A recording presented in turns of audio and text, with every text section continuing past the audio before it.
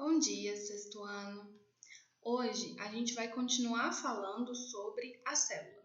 A gente vai continuar falando das organelas que compõem a célula e a gente vai falar em especial sobre algumas organelas que estão presentes em alguns tipos de célula, como por exemplo a célula vegetal, mas não estão presentes em outras células, que são as células animais.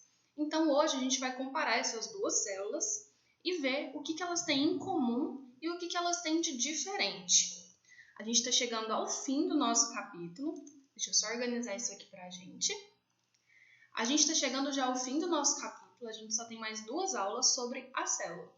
Então, hoje eu vou fazer uma breve revisão sobre as organelas que a gente já viu nesse capítulo. E aí a gente vai continuar com essa comparação entre as duas células. Então, a gente vai revisar a função das principais organelas. Que organelas são essas? A gente pode começar da membrana celular, que foi a primeira coisa que a gente viu. Ela é a película que envolve a célula e controla toda a passagem de substâncias. A gente viu que ela é fluida, né? Que ela é formada, o nome dela é mosaico fluido, porque ela é fluida, ela se movimenta, e a sua principal função é essa: fazer essa filtragem do que entra para dentro da célula e do que sai dela, para manter esse equilíbrio entre o meio intracelular, que a gente chama de MIC, meio intracelular, em relação ao meio extracelular, que é o meio de fora da célula, que a gente chama de MEC, meio extracelular. Caminhando um pouquinho mais, a segunda parte da célula que a gente viu foi o citoplasma. A gente viu que ele é gelatinoso, que é viscoso, que ele é composto principalmente de água e ele preenche a maior parte da célula. E também tem funções bastante importantes. É nele, no citoplasma, que está o citoesqueleto, que dá toda a estrutura da célula e ainda participa de alguns processos. Daí para frente, a gente começou a ver outras organelas que têm algumas funções um pouco mais complexas. Eu vou fazer a leitura dessas organelas abaixo daqui. A gente começou pela membrana, a gente foi para o citoplasma. Agora a gente vai falar da mitocôndria, que foi o que a gente falou na nossa aula passada. A gente focou bastante na mitocôndria. A mitocôndria é como se fosse a usina da célula. Ela dá energia, ela gera energia. Essa energia que é utilizada dentro das células, a gente chama de ATP. É uma molécula energética que ajuda a realizar todos os processos que precisam de energia para acontecer. Então, a mitocôndria, ela gera essa molécula de ATP através da respiração celular. Porque para fazer essa molécula energética, ela precisa de oxigênio. Caminhando um pouco mais, a gente chega no retículo endoplasmático, o granuloso. Porque a gente viu que tem o granuloso e o não granuloso, que a gente chama de retículo plasmático liso ou granuloso. Os dois são formados por uma rede de membranas. O que muda é a função dessas redes de membranas. Vamos lá. O não granuloso, ele sintetiza, ele faz lipídios. E o granuloso, ele ajuda a fazer os ribossomos, que vão ser soltos aqui para agir dentro da célula. E também ele produz, ele sintetiza proteínas. Vocês estão vendo que aqui tem um núcleo. E esse retículo aqui, que não tem os ribossomos associados à membrana dele, é o liso.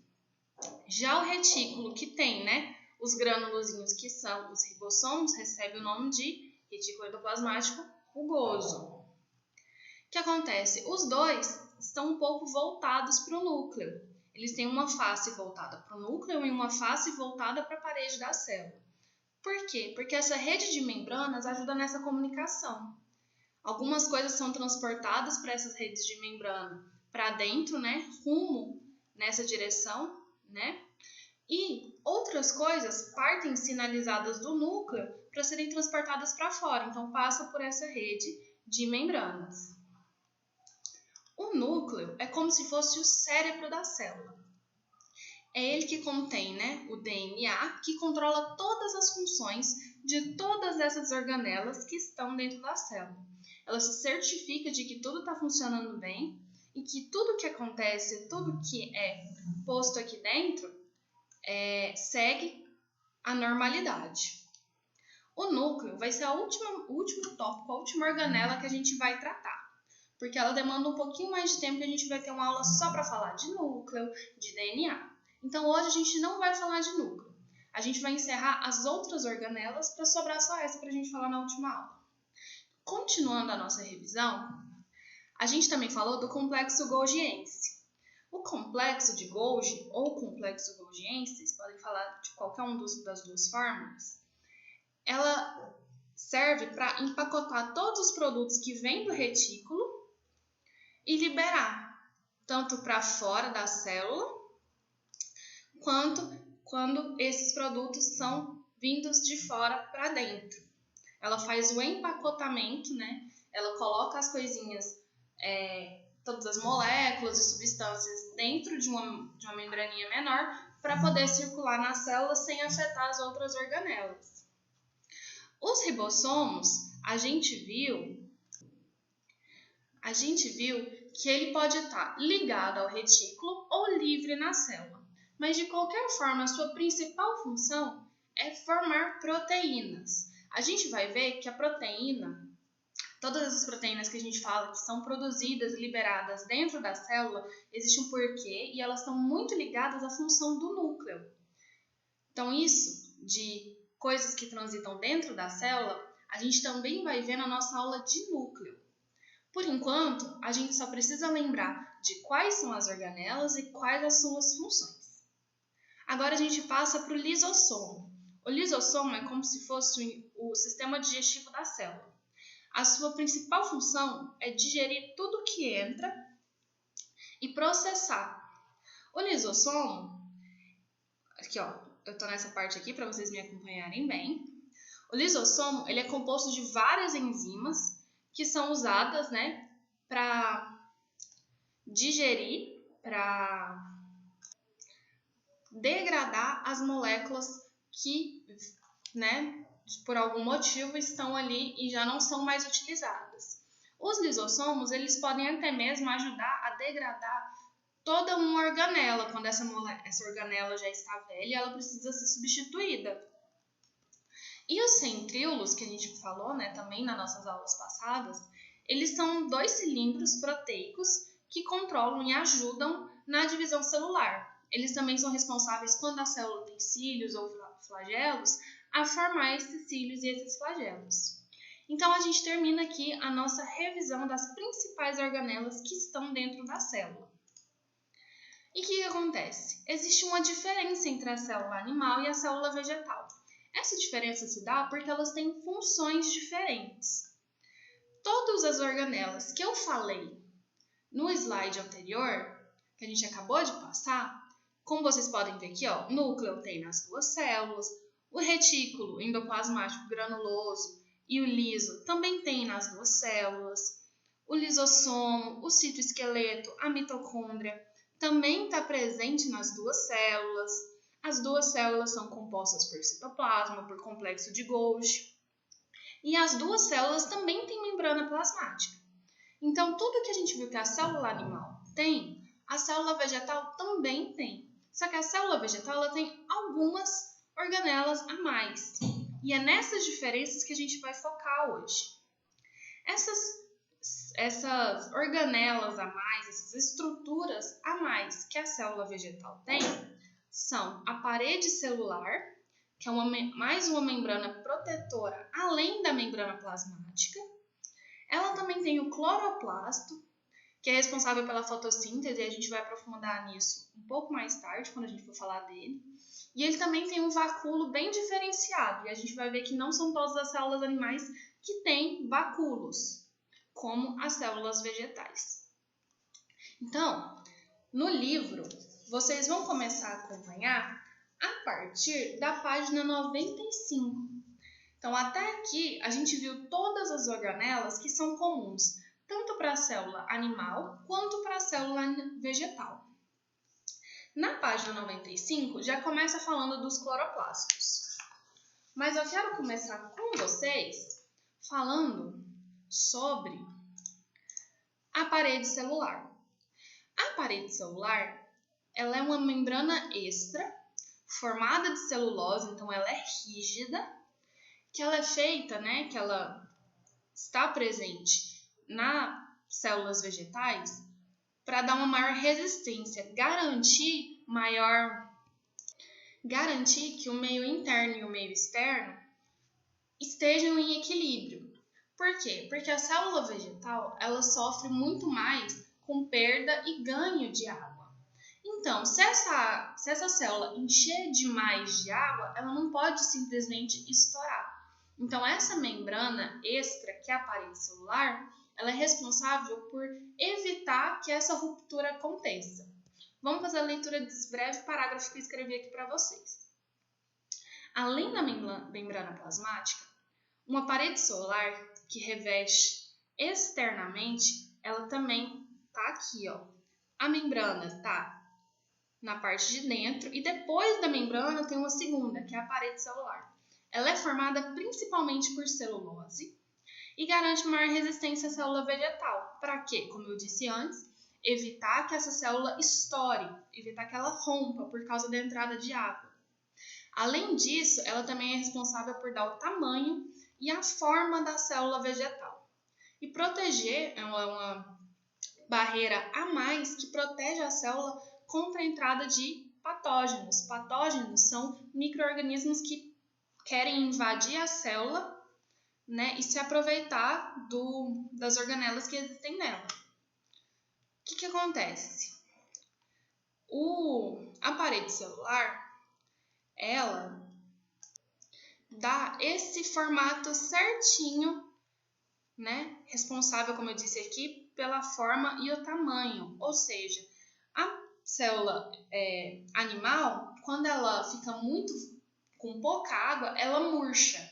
Se uma célula vegetal sair água dela e ela tender a murchar, ela não faz assim, porque a célula animal, ela murcha. A célula vegetal, ela não murcha. Por quê? Porque essa parede ela é rígida. Então, aí está uma diferença do que pode acontecer entre essas duas células. Um pouquinho mais para frente, agora sim, a gente fala dos cloroplastos. O cloroplasto tem uma função em especial, que é realizar a fotossíntese. E a fotossíntese, ela não acontece em células animais, ela ocorre em células vegetais. Por isso, essa organela é própria das células vegetais. Então, ela é uma coisa que tem na célula vegetal, mas não está presente em uma célula animal. Por quê?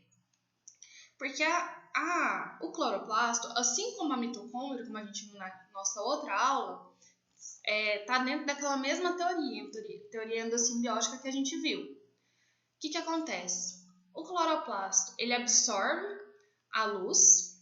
Ele absorve como? Tá vendo esses granulozinhos? Eles estão cheios de pigmento. Esse pigmento, essa cor verde, tem o nome de clorofila. A luz é absorvida aqui e aqui dentro existem processos químicos que transformam essa luz em energia. E essa energia alimenta a célula. Então, o que acontece? Qual que é a diferença? Na célula animal, ela se alimenta de coisas do meio externo. Tanto é que, os lisossomos, eles fazem essa digestão e, distribui para a célula. No cloroplasto, na célula vegetal, não existe isso de se alimentar do meio externo. Não precisa captar do meio externo. A própria célula produz o seu alimento, gera o seu alimento através da luz que ela absorve. Isso de produzir o próprio alimento a gente chama de autótrofo. Por quê? Porque ele é autossuficiente. Ele produz, ele gera o seu próprio alimento através da luz, que é absorvida pela clorofila, e através da fotossíntese, essa luz se transforma em energia. Além do cloroplasto, agora a gente vai para a página no livro de vocês, na página 96, a gente vai falar um pouquinho dos vacúolos. Como eu disse, os vacúolos são mais importantes e mais presentes nas células vegetais, mas eles também podem ser encontrados, só que de forma diferente na célula animal. O vacúolo, ele tem a sua função variando de acordo com o objetivo da presença dele dentro da célula. Por que eu falo isso? Porque existem tipos diferentes de vacúolos. Existem vacúolos que são digestivos, existem vacúolos que são contráteis e existem vacúolos que servem apenas para armazenar substâncias. Primeiro, vamos estabelecer o que é um vacúolo. Eu vou voltar com vocês bem aqui. Tá vendo essa organelazinha aqui? Tá bem aqui, ó. Vacula, porque tá em outro idioma, né, gente? Mas é vacúolo, igual estava escrito lá no slide. Olha a diferença. Tá vendo esse vacúolo? Ele é pequenininho. E agora, olha esse vacúolo, o tamanho dele. Então, tá vendo aqui? Tem uma diferença. A função do vacúolo é diferente na célula vegetal da célula animal. O tamanho dele e também a forma, né, o lugar que ele ocupa na célula. Então, aqui a gente já consegue comparar esses dois vacúolos. Agora, vamos para lá. O vacúolo, ele tenta manter o equilíbrio entre o meio intracelular e o meio extracelular. Vamos lá. Se for um vacúolo digestivo. O vacúolo digestivo, ele está presente naquelas células que fazem muita fagocitose. Lembra que fagocitose é englobar uma partícula de fora e jogar para dentro da célula. Porque essa partícula de fora precisa ir para um lugar e esse lugar é o vacúolo. O vacúolo ele vai se combinar com o lisossomo. O lisossomo vai jogar as suas enzimas digestivas lá dentro do vacúolo e a digestão vai acontecer nesse local. Por isso ele é chamado de vacúolo digestivo, porque ele se une ao lisossomo para poder realizar, né, a degradação do que foi englobado. Os vacúolos contráteis, eles armazenam água. Então, à medida que acontece a osmose, a entrada ou a saída de água, eles se contraem, ficam menores se a água sai, ou se a água entra demais, a água fica, né, no vacúolo, e aí o vacúolo expande. Por isso eles são chamados de contráteis ou pulsáteis. E por último, os vacúolos de armazenamento, eles podem armazenar qualquer substância que seja necessária para a célula em algum momento. O vacúolo de armazenamento, ele pode armazenar algum tipo de nutrição, algum tipo de molécula nutritiva, como por exemplo, amido. Ele pode armazenar substâncias de defesa. Ele também pode até armazenar toxinas e, em alguns casos de células vegetais, eles também armazenam pigmentos. Então, esses dois tipos de vacúolo, que são os contráteis e os de armazenamento, são mais comuns em células vegetais, enquanto os vacúolos digestivos são mais comuns em células animais. Então, olha, eu pus aqui um quadro para resumir todas essas organelas e essas funções. Para finalizar a nossa aula, eu separei um vídeo que mostra em desenho um mapa mental com todas as organelas para a gente finalizar o nosso estudo sobre elas. Eu vou colocar o vídeo para rodar e depois a gente vai finalizar a nossa aula. Então, antes da gente colocar o vídeo, antes que vocês vejam o vídeo, eu já quero que vocês deixem anotado a tarefa para casa, para vocês fazerem depois de assistirem a aula. É a página 88 do livro. Na página 88, vocês têm uma questão que mostra um esquema da célula. E depois vocês vão para a página 96 e 97, fazer as questões 1 e 2, que também trata das organelas que a gente viu no capítulo. Então, agora, a gente vai ver o vídeo para finalizar a nossa aula. Esse vídeo fala sobre citologia. Citologia, ele já fala explicando o que é. É o estudo das células. Então, a gente vai ver uma breve revisão de todas as organelas dentro de um mapa mental bem elaborado. Então, vejam até o final, o que vai ajudar vocês também a responder as perguntas do livro.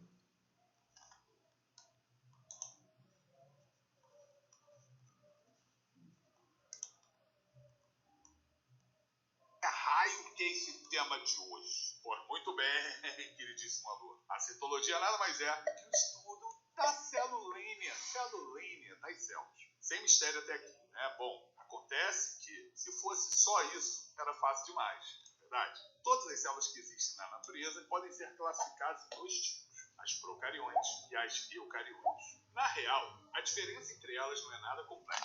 As procariontes são células bem simples, as primeiras a surgirem no planeta. Por conta disso, a sua estrutura é super rudimentar. Essas células são representadas pelo reino Monera, constituído pelas bactérias e também pelas arqueias. Seus componentes ficam soltos no citoplasma, sem a presença de uma membrana que cria um espacinho específico só para eles. E aqui, quando falamos de componentes, são só segmentos de DNA dispersos no interior da célula. Na prova, é mais provável que esses coleguinhas apareçam com o nome de plasmídeos e que, além dos plasmídeos, também tem os cromossomos bacterianos. Beleza? Por isso, fique esperto. Outros detalhes importantes sobre as células procariontes, essa galerinha tem ribossomo, cara, sabia disso? Porque podem apresentar, além do ribossomo, também uma parede celular composta de peptídeos glicanos, mas isso não é uma regra. Além disso, são sempre seres unicelulares, sendo que alguns deles podem também se juntar, formando colônias. Tudo certo até aqui? Vamos partir para as células eucariontes. Essas mocinhas são muito mais complexas e tomam a maior parte da citologia. Isso porque vegetais, fungos, protistas, animais são compostos por células desse tipo. Imagina quanta coisa temos para falar dessa galera toda, hein? Pois bora lá, hein? Bora lá. Vamos lá para as eucariontes. Todas as eucariontes têm um material genético contido em um núcleo, membrana nuclear, organelas membranosas, ribossomos 80S e mitocôndrias. Só precisamos fazer uma pequena diferenciação entre células animais e vegetais. Afinal, apenas nas células vegetais encontramos cloroplastos, vacúolo central e parede celular composta por celulose. Já as células animais apresentam centríolos e lisossomos. Antes que eu me esqueça, existe mais uma diferenciação importante entre vegetais e animais. O carboidrato de reserva dos animais é o glicogênio, enquanto que nos vegetais é o amido. Tá ok? Beleza pura! Como já explicamos que as células eucariontes tomariam mais tempo de estudo, vamos dedicar o resto do vídeo sobre as particularidades desse grupo, certinho? Então vamos começar pelo entendimento dos componentes das eucariontes. Quem inaugura essa etapa é o mais atarefado deles, o citoplasma. Mas por que essa aguinha colorida é tão importante, professor? Excelente pergunta, querubim amado. O fluido citoplasmático é composto especialmente por água, proteínas, sais minerais e açúcares. Esse líquido é a porção da célula entre o núcleo e a membrana plasmática. É lá onde ocorre a maior parte das reações químicas do organismo. Além disso, como estrutura de sustentação, o citoesqueleto realiza a manutenção da forma, o transporte intracelular e permite a emissão de pseudópodes. Mencionamos uma tal de membrana plasmática antes. Essa queridona é formada por uma dupla camada de fosfolipídios. Estes, por sua vez, se organizam de modo que as cabeças polares ficam tanto para o interior quanto para o exterior da célula, assim como o meio lipídico isola os compartimentos intra- e extracelular. Também dá para encontrar na membrana plasmática o glicocálix, que é uma estrutura de reconhecimento celular formado por açúcares e proteínas. Proteínas ancoradas também estão ali na membrana e o colesterol, mas esse último só nas células animais, entendeu? Além disso, é importante lembrar que a membrana plasmática funciona por meio do mosaico fluido, em que todos os componentes da membrana ficam em livre movimento. Só falta falarmos das organelas e das estruturas, que são muitas. Até já demos alguns spoilers sobre ela lá na parte da classificação, mas fica tranquilo que não esquecemos da season finale dessa série de biologia. Mas voltando, as organelas e as estruturas funcionam como órgãos e que cada um tem a sua função dentro da célula. Comecemos então pelos ribossomos, os responsáveis por sintetizar as proteínas. Estes consagrados são formados por RNA ribossomal e existem dois deles. Aqueles que sintetizam proteínas que vão ser usadas para ações dentro da célula e outros que sintetizam proteínas para a exportação. Agora partimos para uma dupla conhecida, os retículos endoplasmáticos. Na citologia existem dois, o liso e o rugoso. O retículo liso, também chamado agranular, é responsável pela síntese de lipídios, como colesterol e hormônios esteroides. Além disso, nas células do fígado, o retículo liso é fundamental no papel de detoxificação, destruindo ou modificando de alguma forma substâncias tóxicas como álcool. Por fim, também pode ter a função de armazenamento, fato visível nos vegetais, tendo em vista que os vacúolos, bolsas membranosas, derivam desse retículo. Vamos falar então agora da outra parte da dupla, que é o retículo endoplasmático rugoso ou granular. O RER, para os íntimos, é composto por uma série de sacos achatados e a sua membrana é repleta de ribossomos aderidos. Sua principal função no organismo é a síntese de proteínas a serem exportadas ao meio extracelular. Tem a função de armazenamento, transformação, empacotamento e secreção de substâncias recebidas no retículo. Já o complexo golgiense, ou complexo de Golgi, é formado por bolsas membranosas empilhadas. Tem a função de armazenamento, transformação, empacotamento e secreção de substâncias recebidas do retículo, principalmente por meio extracelular, tá? Além disso, esse bichinho sintetiza glicídios e forma lisossomos. E por falar nos lisossomos, esses rapazes atuam em pH mais ácido que a célula. Também são responsáveis pela digestão intracelular de materiais que adentram a célula. Podem destruir as organelas desgastadas para reciclá-las, autofagia, o nome dessa reciclagem, bem como autólise, em que há a destruição completa da célula. Partimos então para a senhora mitocôndria, a usina energética da célula. Ela produz ATP por meio do processo de respiração celular, beleza? Também apresenta DNA próprio, que sempre ele tem herança materna, vem da mamãe. De acordo com a teoria endossimbiótica, mitocôndrias foram seres procariontes primitivos, fagocitados por células eucariontes. Assim, passaram a viver em simbiose com essas células numa relação mutualística.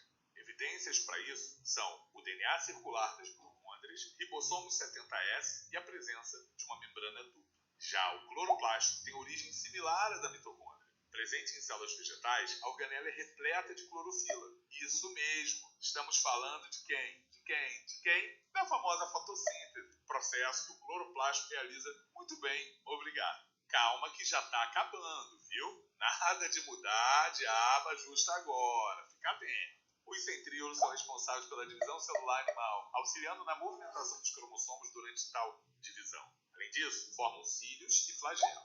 Por último, e não menos importante, os peroxissomos, que são conhecidos por metabolizarem H2O2, é água oxigenada, porque dentro dessas organelas há a catalase, uma enzima que quebra água oxigenada em água mais O2. Ufa!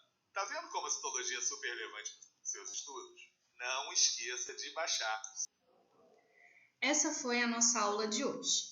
O vídeo foi só para vocês terem uma noção de como todas essas organelas interagem e estão na célula de uma forma mais tranquila, com desenhos.